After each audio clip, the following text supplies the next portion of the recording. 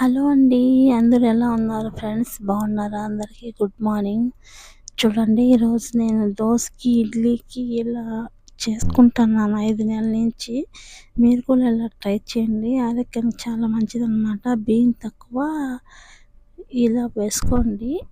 చూడండి, బియ్యం వచ్చేసి 2 గ్లాసులు వేసాను. కొరవాటి 1.5 గ్లాస్ వచ్చి జొన్నలు వేసాను.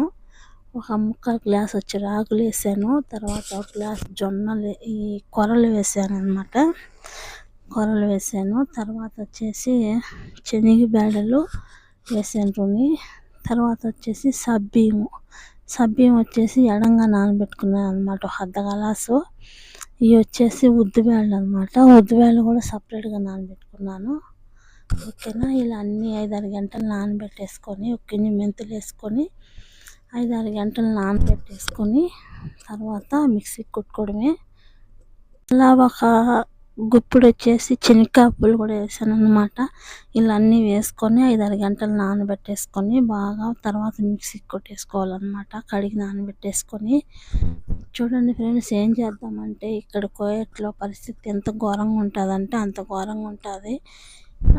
అందరూ అంటారు కదా, మీకేమమ్మా కోవిడ్కి వెళ్ళి సంపాదించుకున్నామంటారు. కానీ పడే బాధలు మాత్రం ఎవరికి తెలియదు అనమాట.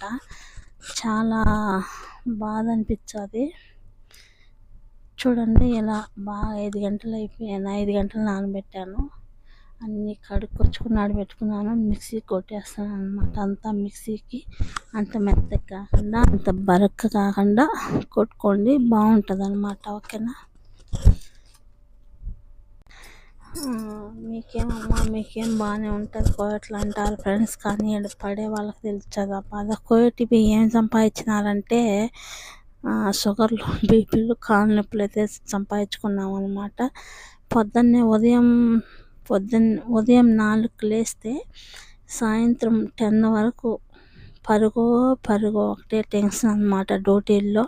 అది పడే వాళ్ళకే తెలుస్తుంది అనమాట. మన ఇండియాలో అయితే ఒక పూట చేస్తాము, ఒక పూట ఇంటికి వచ్చి రెస్ట్ తీసుకుంటాం, ఏదో టయానికి తింటాము. ఆ కథ వేరు. ఈడ అలా కాదనమాట.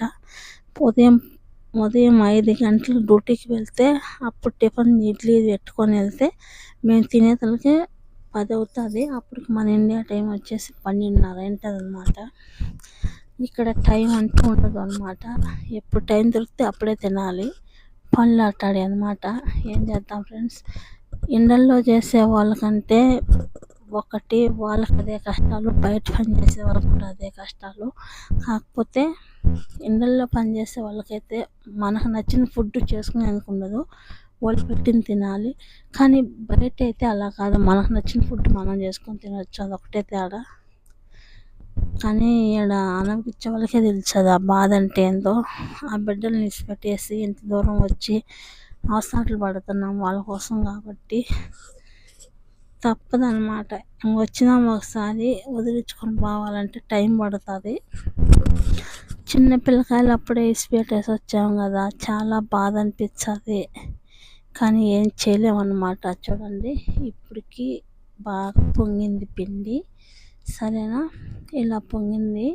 ఇప్పుడు చూడండి, ఒక దోశలు పోచండి ఎలా వచ్చినాయో, చాలా బాగా వచ్చినాయి. పిలిచి కారం కొట్టాను, మళ్ళీ అందులో నెయ్యి వేసాను అనమాట. కొంచెం టేస్ట్ అయితే చాలా బాగా నచ్చింది నాకు, భలే అనిపించింది. మీలో ఎవరికన్నా కానీ వీడియో నచ్చితే ఖచ్చితంగా లైక్ చేయండి, సబ్స్క్రైబర్ చేయండి. ఓకేనా ఫ్రెండ్స్? ప్లీజ్ సపోర్ట్ మీ. ఏదో టైం దొరికినప్పుడు అలా ఏదో నాకు నచ్చిన వీడియో, నాకు తెలిసిందే నేను ఇలా వీడియోలు చేసుకుంటున్నాను అనమాట. మీకు ఎవరికన్నా నచ్చితే ప్లీజ్ సపోర్ట్ చేయండి. ఓకేనా ఫ్రెండ్స్? అంతే, ఇంకేం లేదు ఫ్రెండ్స్. మా కష్టాలు ఎలా ఉంటాయో మీకు చెప్పిన అర్థం కాదు. కోయట్లో పడే కష్టాలు పిల్లలు గుర్తొచ్చినప్పుడల్లా చాలా బాధ అనిపించాలి. ఏమంటే ఇంత దూరం వచ్చాము వాళ్ళ కోసమే, ఉండాలి, తప్పదనమాట. బిడ్డల్ని ఒక స్థాయిలో పెట్టేంత వరకు అవసరాలు పడాలి. తర్వాత వాళ్ళు ఒక స్థాయిలో ఉంటే మనం ఇంటికి వచ్చే ఇబ్బంది లేదనమాట. ఓకేనా ఫ్రెండ్స్? వీడియో నచ్చితే లైక్ చేయండి, షేర్ చేయండి, సబ్స్క్రైబ్ చేయండి. Please support me friends. ఓకేనా? బాయ్. అన్నమాట. మీరు ఇలా దోశ, ఇడ్లీ ఇలా ట్రై చేస్తే మాత్రం నాకు